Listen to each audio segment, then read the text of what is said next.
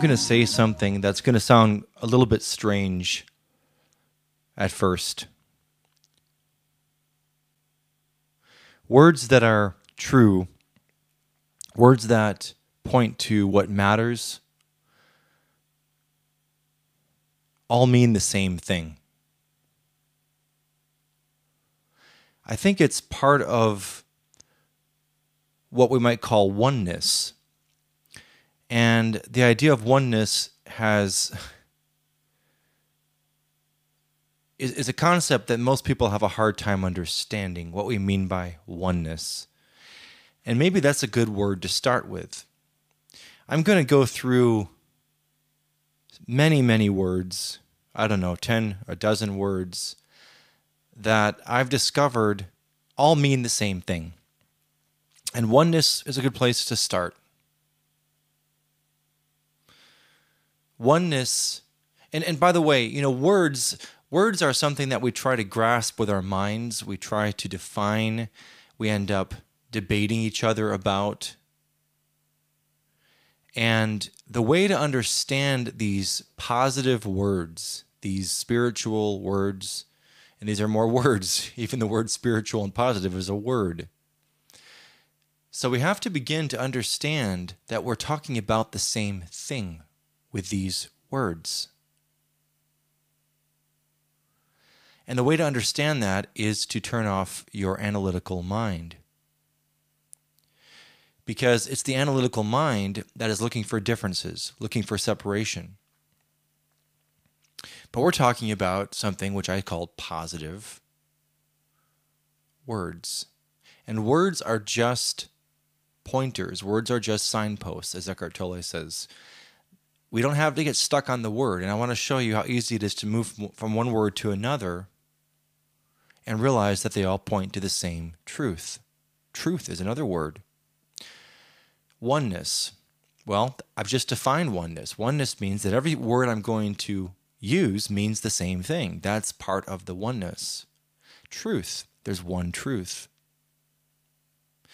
Let's start with the word freedom.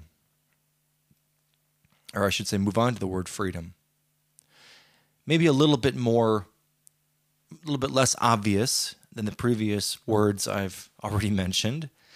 How is freedom the same as oneness or truth? What is freedom? Freedom is identification with the awareness of who you truly are and living in truth according to who you truly are, your identity, your I amness. More words describing the same thing. Freedom has to do with the idea that a person becomes so identified with, so loyal to, so aligned with, more words that mean the same thing, so identified with, so aligned with their true self, their consciousness, their true identity, that other people and other people's agendas, institutions, and so forth, family members, whoever it may be, other people, when you're living in freedom, cannot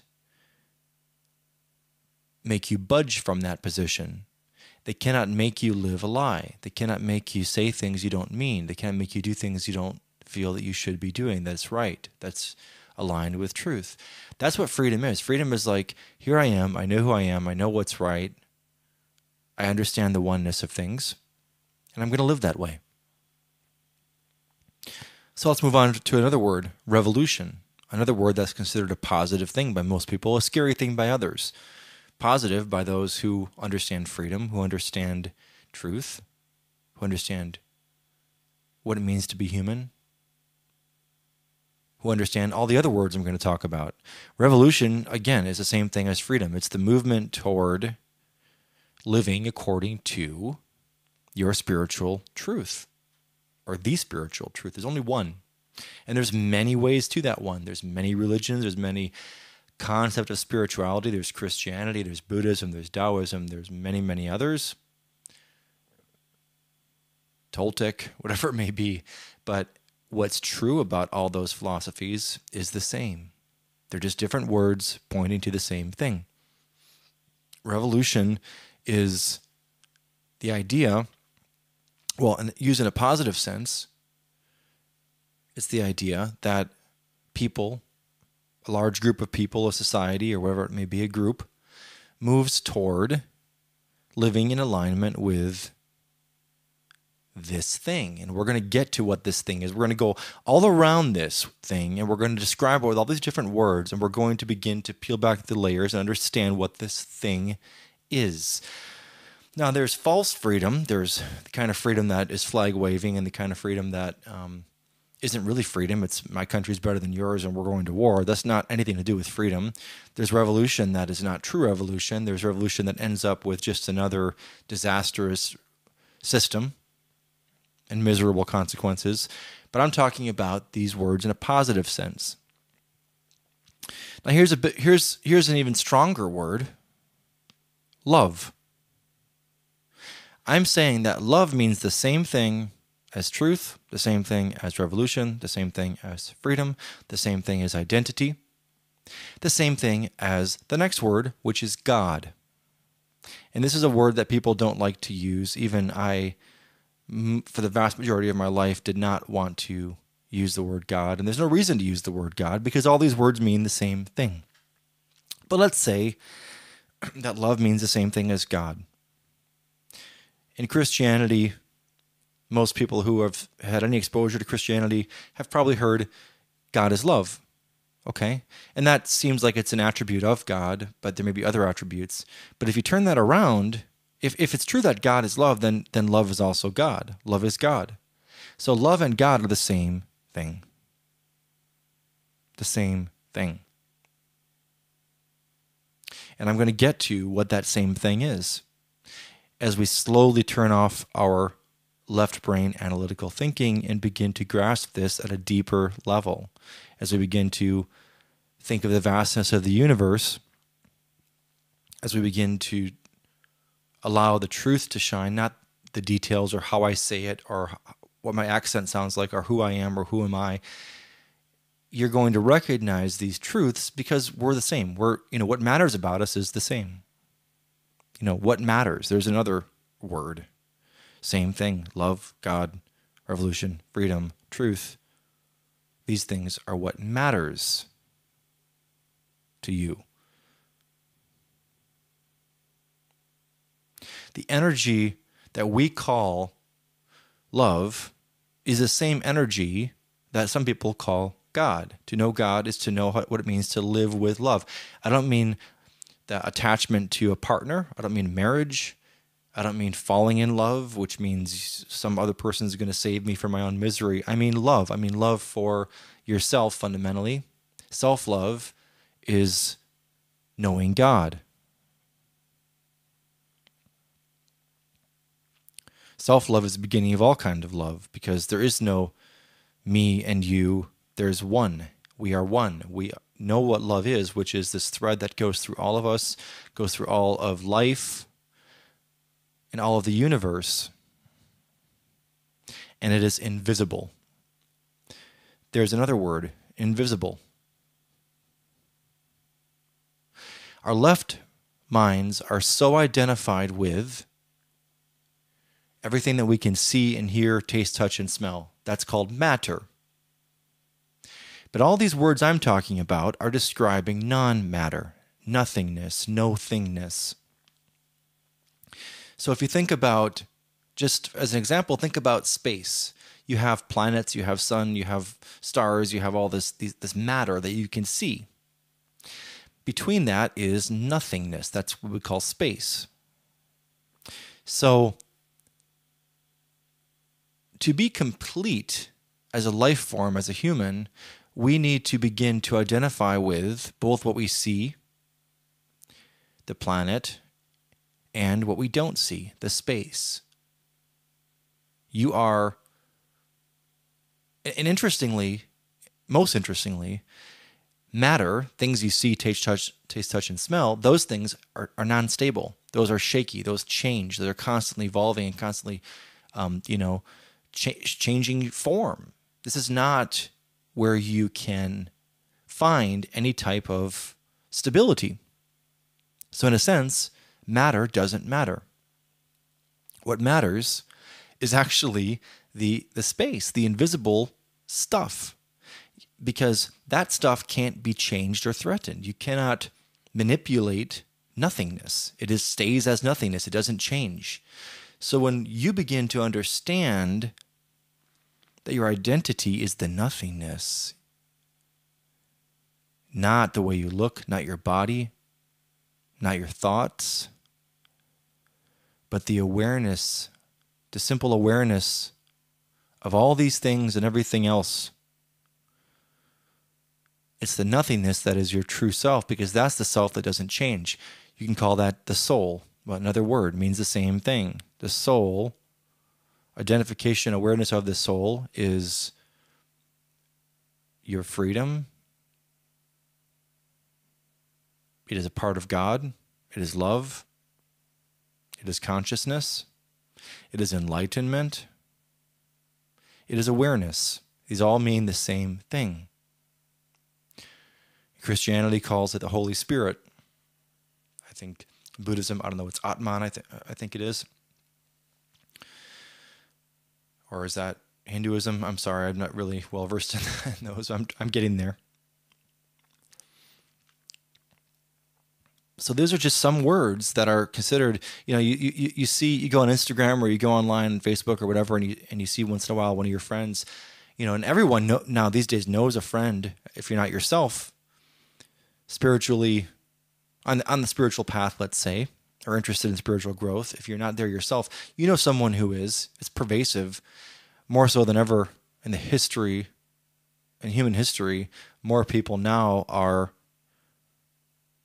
on the path toward spiritual awareness, which is simply the identification with our nothingness, that which is invisible.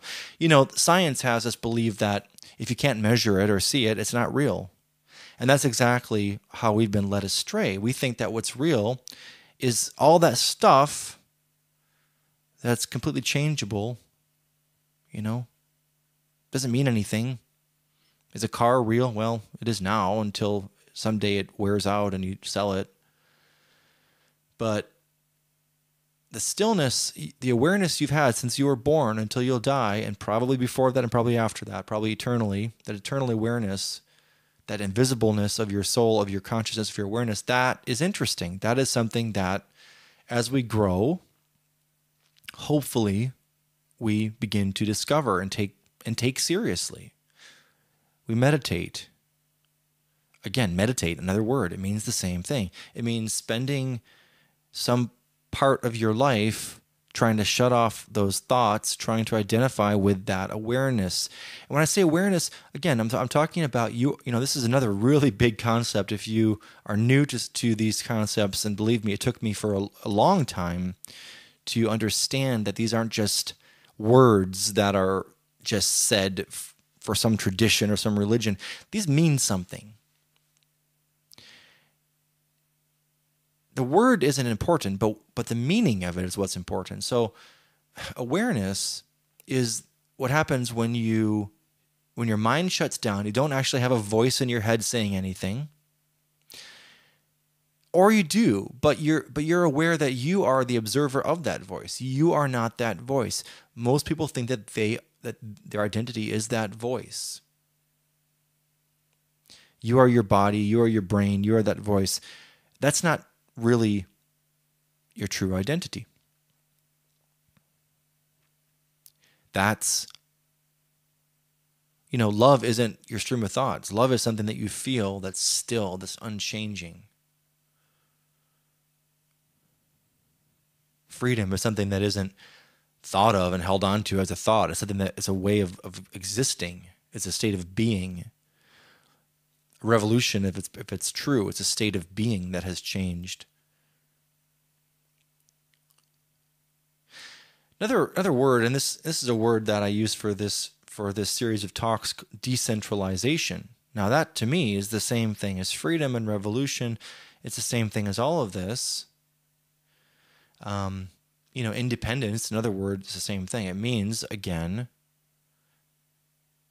staying at the center of the wheel, living according to truth. Unchanging truth. Truth must be unchanging. A truth that's changing is not truth. So truth has to be that invisible realm. And this is where your left brain starts saying, oh, how can I trust this? It's invisible. Well, this is how humanity has gone. This is how we all spend most of our lives, unless we're very fortunate and learn this stuff early on. It took me until very recently, it took me many years, that I thought what I'm talking about here is a waste of time. And to be honest, a lot of what turns people off to any kind of spirituality or consciousness and all this stuff is the physical form. So when you look at some weirdly dressed guru or some yoga people doing their hippie stuff or whatever, it's the symbols that bother us. It's all that stuff. And I think, unfortunately, any religion or movement like this tends to let those kinds of things get in the way.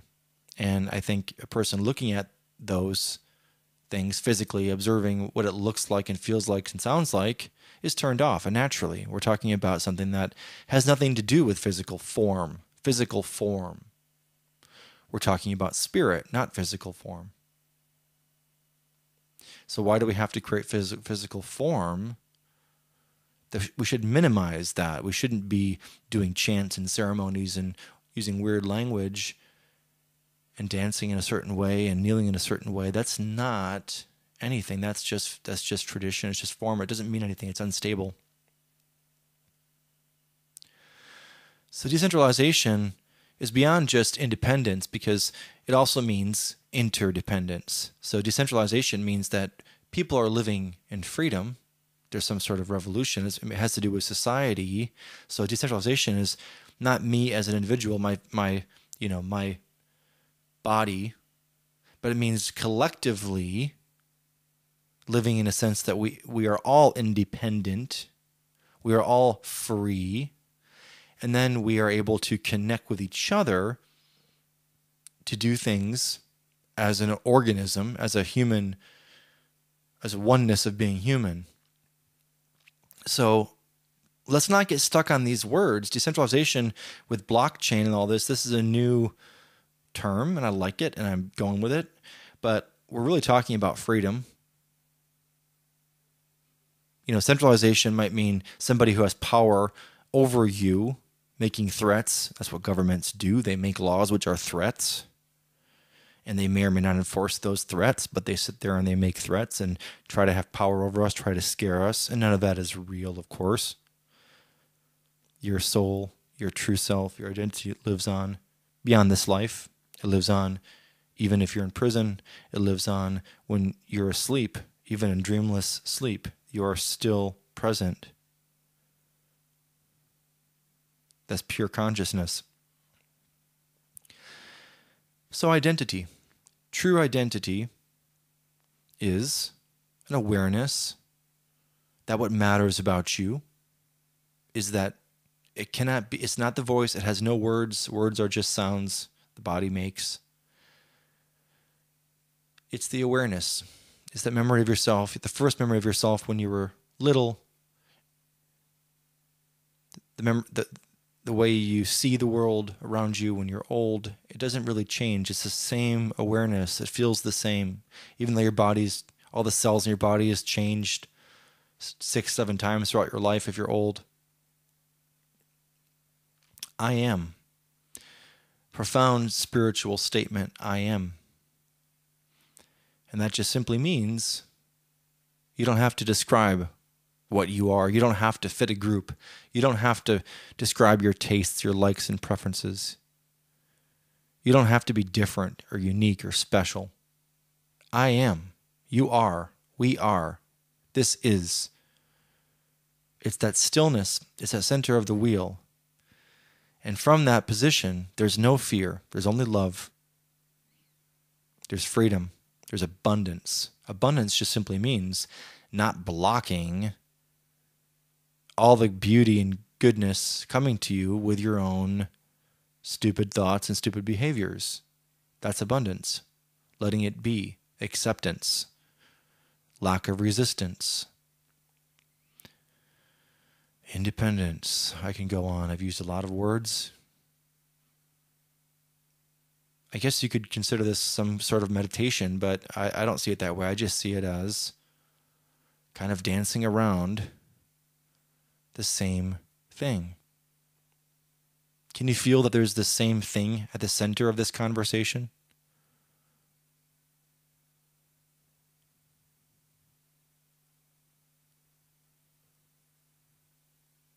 You might have felt it in the silence.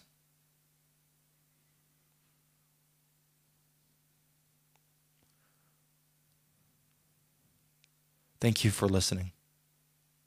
Please get in touch with me.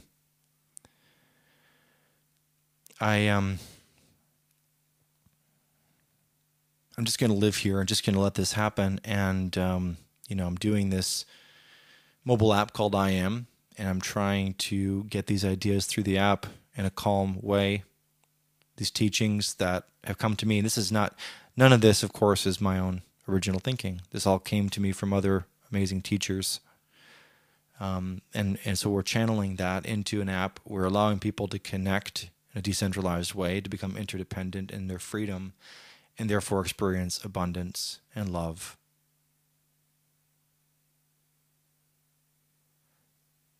Truth is when you no longer deviate from what is real for you. You don't say different things to different people.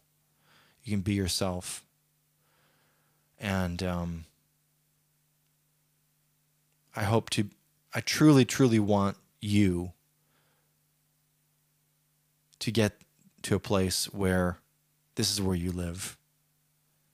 Because when you live here, there's no pain, there's no fear, there's no illness, there's happiness, bliss, and abundance. Thank you once again